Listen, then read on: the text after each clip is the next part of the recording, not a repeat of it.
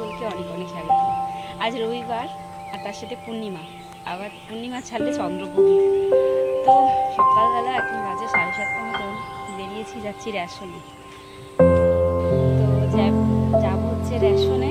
আমাদের টোটো তো প্রতিদিনে মানে প্রতি মাসেরই রিজার্ভ করাই থাকে, তো সে আসবে। আমাদের বেরোনোর কথা ছিল 7টার সময়, বাট আমার ঘুম থেকে উঠতে একটু লেট হয়ে গেছে বলে তাই টোটোওয়ালাকে বললাম একটু 5 মিনিট 10 মিনিট লেট করো। রেডি হয়ে রাস্তায় দাঁড়িয়েছি। ও আবার ফোন করে আমাকে বলছে আমি চা খেয়ে আসছি।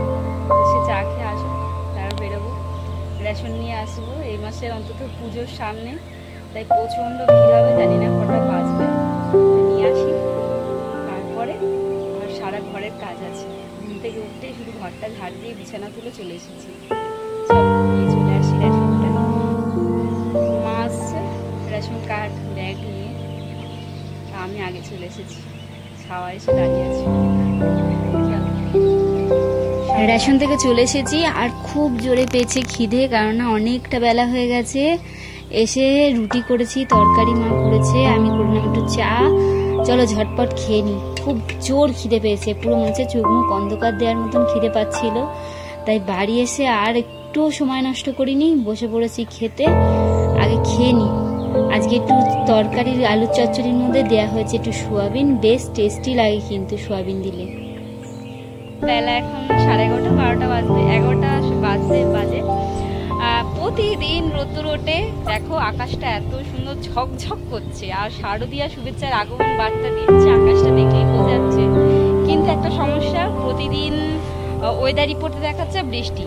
প্রতিদিন ভাবছি আলমারি থেকে জামা কাপড় বার করবো, একটু রোদে দেবো, ব্যাস খুব সুন্দর হবে, পুজোর আগে রোদ্দুর একদম পরিষ্কার করবো। কিন্তু যেই একটু বেলা হচ্ছে, ব্যাস আকাশের রূপ পুরো পরিবর্তন হয়ে যাচ্ছে।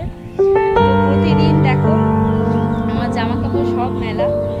এখন আমার বালতিতে ওই যে জামা কাপড় ওখানে রেখে এসেছি, এই যে জামা কাপড় রেখেছি, মেলবো। আর প্রতিদিন ভাবি ছাদে রোদ্দুর উঠেছে, জামা কাপড় মেলবো, আর যেই ভাবি ব্যাস মেঘলা হয়ে যায়। কিন্তু আজকে 11টা অবধি রোদ উঠেছে। যাই হোক, ভাবছি এই সপ্তাহটা দেখে নিই, পরের সপ্তাহে যদি মহালয়ার আগেই সব ঘরদোর পরিষ্কার করতে হবে।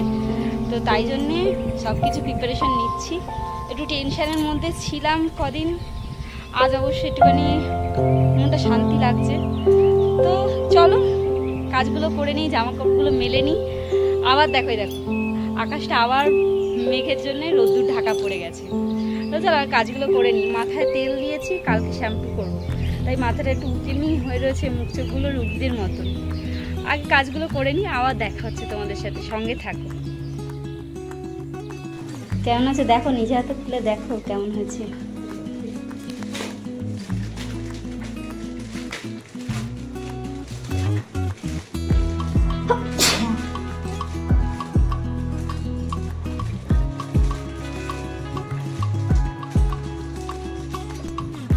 সুন্দর এসছে একদম।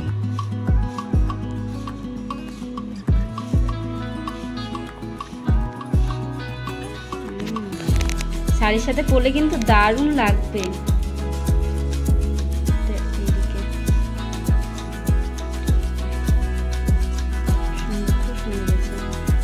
হালকা একদম।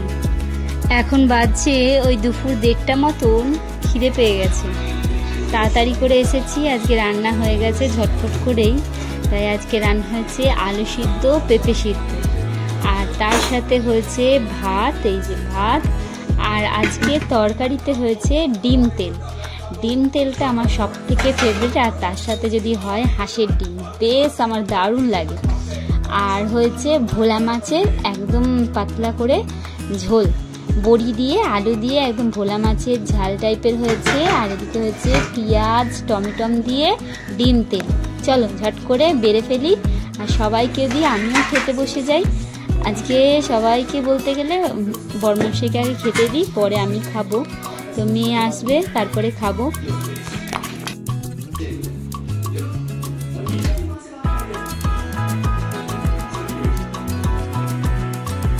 Good afternoon everyone. তো এখন বাজে দুপুর 3:45 মতন, ভাত খেতে বসেছি। তো হাতটা একটু বটিতে কেটে গেছে, ভাতটা মাখিয়ে জ্বালালা করেছি। মেয়েকে বললাম আমাকে ভাত মেখে খাওয়াবি না, আমাকে ভাত মেখে খাওয়াচ্ছে।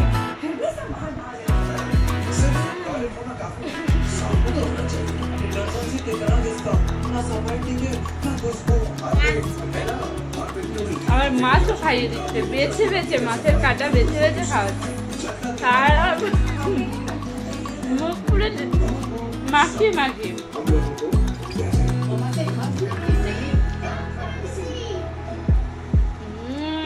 টেস্টটা আরো বেড়ে গেল আমার মেয়ের হাতে খেয়ে।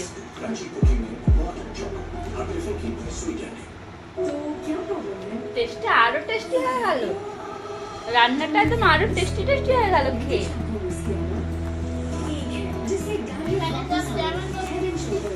চলো খেয়ে নি। আমার মেয়ে খাইয়ে দিচ্ছে আর আমি খাচ্ছি। চলো। আমার মাছ বেছে বেছে খাইয়ে দিচ্ছে, সৌভাগ্য আমার। চলো মেয়ের হাতে খেয়ে নি আগে ভালো করে। এখন বাজে রাত্রি 9টা মতন। এসেছি রান্নাঘরে রান্না করতে। প্রথমেই আজকে রান্নায় হয়েছে সুজিটায় দুধ দিইনি বলে একটু শুকনো শুকনো টাইপের করেছি, আর তার সাথে করেছি সিমুইটা একটু একদম দুধে ভেজানো রয়েছে, আর একটু ঘিয়ে প্রথমে ভেজেছি, এলাচটা দুধের সাথে একটু ফুটিয়ে নিয়েছি।